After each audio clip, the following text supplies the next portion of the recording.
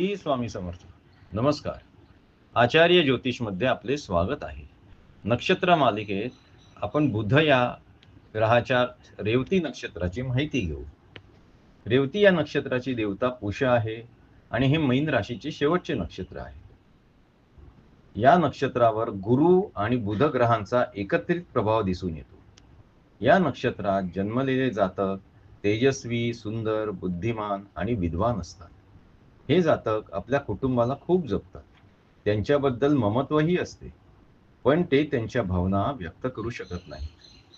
हे जातक प्रत्येक काम सखोलपणे, समर्पणेने, उत्साहाने आणि प्रामाणिकपणाने करतात. तथापि या नक्षत्राच्या जातकांना त्यांच्या अव्यवहार्य निर्णयांमुळे अनेकदा अपयश येते. रेवती नक्षत्रात जन्मलेल्या लोकांना वातविकार, ताप येणे, पाठदुखी इत्यादी आरोग्याच्या समस्या असतात. बृहस्पती ग्रहाचा आशीर्वाद असल्यास यांचे जीवन सुखकर होते. शुभम भवतु.